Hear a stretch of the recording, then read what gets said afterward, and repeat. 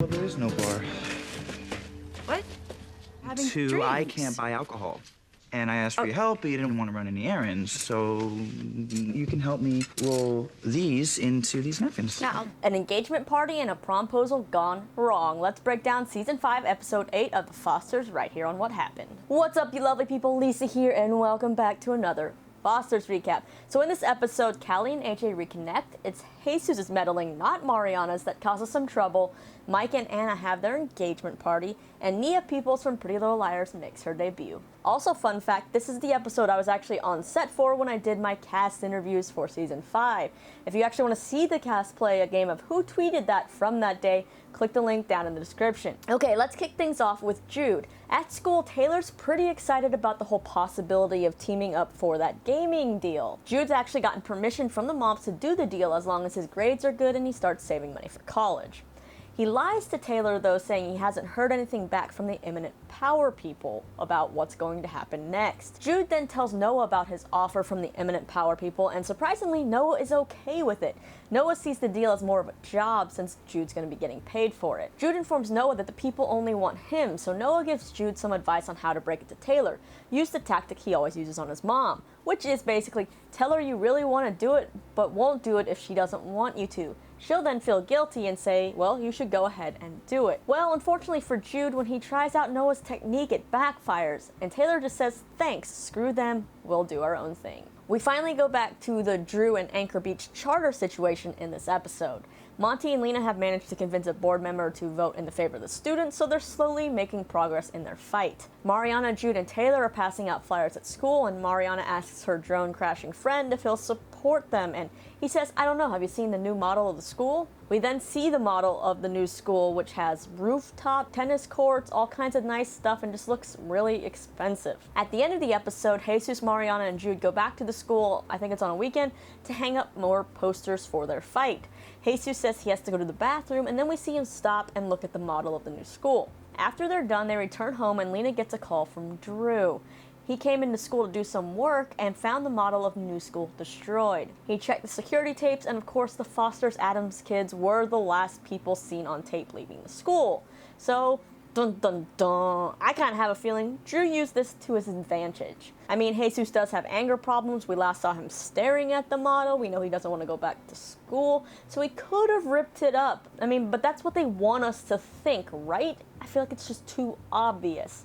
Maybe Drew faked it to have something else to hold over Lena. I also just want to give Jesus the benefit of the doubt here, even though he has been kind of annoying lately with this whole meddling thing like Mariana. But more on that in a bit. Let's move on to Callie. She is interviewing at UCSD for admission to the art program. The advisor tells her she's good and her essay set her apart, but the art program is very competitive, and Callie would have a better chance getting into the school if she chose a less competitive major, like, say, social work or psychology. Well, you know how Callie is, right? I mean, immediate blow to her confidence there. Then, when she's leaving the office, she runs into AJ, who happens to also be interviewing for the art program. Now, it looks like he's branched out with his art from just doing comic book stuff to other mediums and styles. He shows Callie his portfolio, and of course, it's really good. So this is just another blow to Callie's confidence, so she lies to him saying she's applying for social work, probably not art. Aaron tells Callie that she should maybe really consider doing what the advisor said, because as long as she gets in, she can then transfer to the art program. It'll be easier. He tells Callie that she's a super passionate person who cares about transforming the foster system and things like that, so social work and things like that could be a better fit for her. Callie says, you know, why do I have to keep changing the world? Why can't I just be myself? And Aaron says changing the world is you, from what I've seen. Well, that's a lot of pressure to put on someone, I think.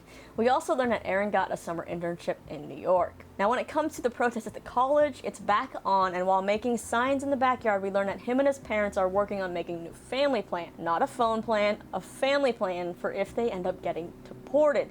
And that plan basically puts Himena in charge, and she'll also be Poppy's guardian, and her parents want her and Poppy to stay in the US without them if anything actually happens. At the engagement party, Lena ends up telling AJ that Callie also interviewed for the art program, so AJ asks Callie to see her portfolio. And even though it only has 3 things in it, he tells her it's really good. Callie then kind of latches on to Aaron's way of thinking, and of course, being hard on herself, tells AJ maybe she should just apply for something different and something that makes a difference.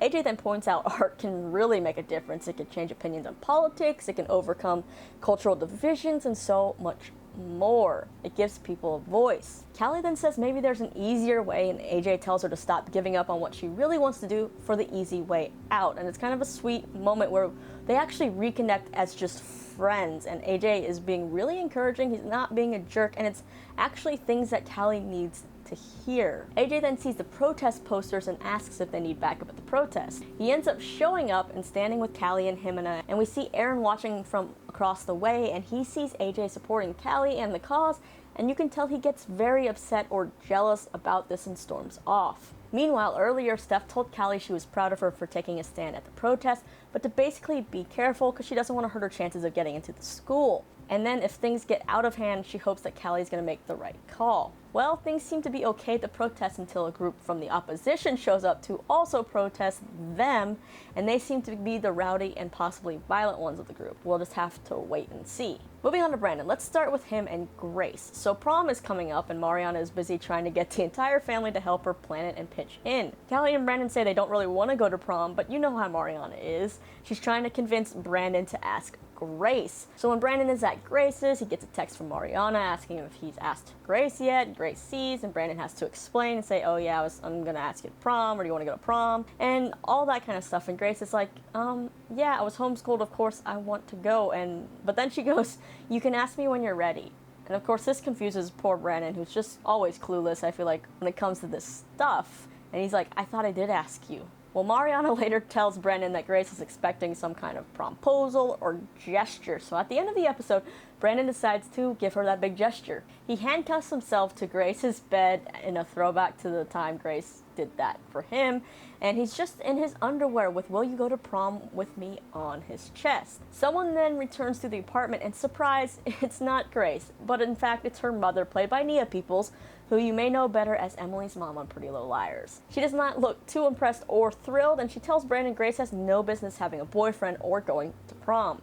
Brandon then rushes out of there as fast as he can, but as he's leaving, Grace tells him she will go to prom with him. So why does Grace not have any business having a boyfriend or going to prom? Like, I'm kind of excited to see the backstory here between Grace and her mom. Brandon also has a storyline with Jesus in this episode because, as you remember, Jesus has been busy trying to get Gabe and Anna back together while Brandon's been busy planning Mike and Anna's engagement party. Well, Brandon's been busy planning that party without any help really from anyone but AJ, which means there's no bar or alcohol at this party since Brandon, of course, is not old enough to buy alcohol, and Steph said she wasn't going to help him. This leads to actually some pretty comedic moments as Steph regrets not offering to help with that errand. Jesus goes to invite Gabe to Anna and Mike's engagement party, but it turns out that Anna's already invited Gabe. Jesus then asks Gabe if it's going to be weird because he loves Anna, and Gabe's like, wait, I never said that. He then says that he doesn't know how he feels about Anna, and it doesn't matter anyway. Meanwhile, Jesus has it in his head that Gabe and Anna will get back together, and he tells Gabe to figure it out, don't wait until it's too late. The engagement party is definitely a tense situation. Since there's no alcohol, Gabe goes into his stash in the garage to get some, since he's definitely gonna need it if he's around Anna and her parents. Gabe tells Jesus he's not going to talk to Anna, but Jesus says maybe Anna invited you because she wants you to say something. Anna then comes over to talk to Gabe, and they look happy and are laughing, and Brandon is watching from afar and sees this, and yeah, he's not too happy about it. Brandon also hears Anna's parents say that Gabe, Anna, and the twins make a beautiful family as they're all taking a family photo, and they wonder if they made a mistake pushing Gabe out of Anna's life. At the party, Brandon and Grace perform a sweet song for Mike and Anna, and when Jesus gets up there to give his speech, he says basically it's never too late even if you think it is, and we all know what he means by this. This makes Brandon mad, obviously, and Jesus tells Brandon that, if Gabe and Anna still have feelings for each other, they should figure it out, while Brandon thinks all that's none of Jesus' business. We then see Anna's parents actually go apologize to Gabe for what they did to him, and then Anna ends up joining in the conversation as Brandon is still lurking around and watching them all seem happy together and getting along. He, of course, is just fearing for his dad's feelings. Now, when the party is over, Brandon sees Gabe and Anna go into the garage to talk, so he, of course, eavesdrops. Gabe basically tells Anna what if they could still be together and how he's sorry for not finding her after he got out of jail, and that they can be a family and he still loves her. Anna tells Gabe that she's dreamed of him saying this so many times, but it's honestly too late. Sorry, Jesus, it does look like you can be too late. Anna then tells Gabe she loves Mike and she can't wait to marry him. And of course, Brandon is overjoyed by what he's heard and later in the kitchen even gives Anna a hug. The next day, Jesus goes to the garage to talk to Gabe, but Gabe has moved out and left Jesus a letter. Now we're just gonna have to wait to see if Jesus actually reads it and what it says, or if he chooses not to. So the last little bit of drama, I guess, goes to Jesus and Emma and the are they engaged, aren't they thing. Everyone's basically wondering if Jesus will be normal again, and Lena and Steph are trying to figure out what the real situation with Jesus and Emma is. Are they engaged? Is this all in Jesus' head?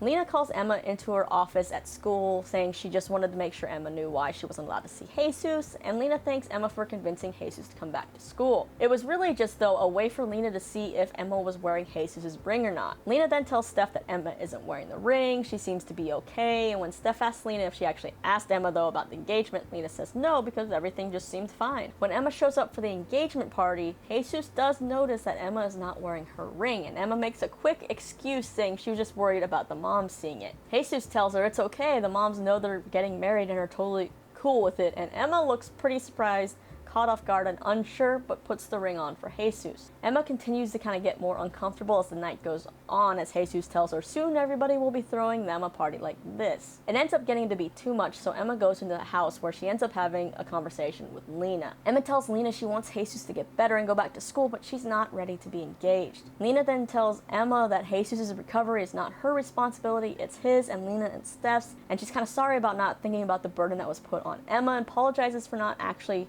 checking in with Emma to see how she was really doing and to get the truth. They then agree that the whole engagement fantasy is just something that's in Jesus' head because Emma said she never actually told Jesus yes, he just assumed. Emma then goes up to talk to Jesus while Steph comes in and tells Lena that they're not going to give up on Jesus. They're going to do everything to get their boy back, even if it means trying every kind of treatment possible.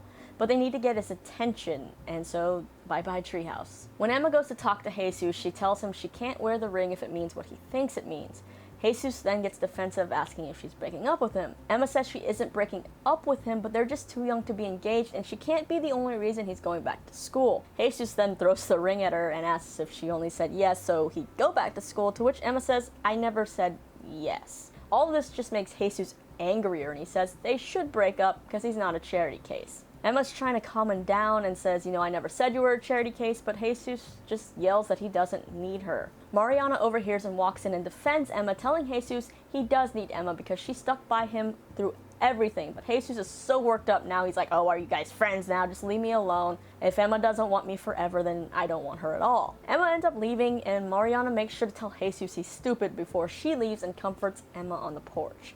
And I feel like this could be maybe the start of the mending of their friendship. I don't know, but I am glad that this scene finally happened and they found, a moment to come back together. Okay, I think I covered all the drama in this episode. Maybe not. I probably missed something. I don't know. But I'm glad the whole Jesus trying to get Gabe and Anna back together plotline is over. It's also nice to see AJ not being a jerk. Now we just have to wonder if Jesus is the one who destroyed the model. Will the protests get violent? And what's the deal with Grace's mom, right? Next episode is the summer finale, so let's check out the promo. Say cheese. Cheese. Hey, Susie didn't say cheese. Cheese. Grace doesn't know I know. What are you gonna do? Make sure she has the best prom ever. How hard could it be for him to steal you back? I'm not a piece of property. Have you seen him, Anna? Ice is looking for her. Alrighty, man, this half of the season flew by. It's also only 9 episodes long, which is interesting because usually it's 10. But there are quite a few storylines that definitely need to be wrapped up or mentioned in order to probably lead into the cliffhangers for the second half of the season.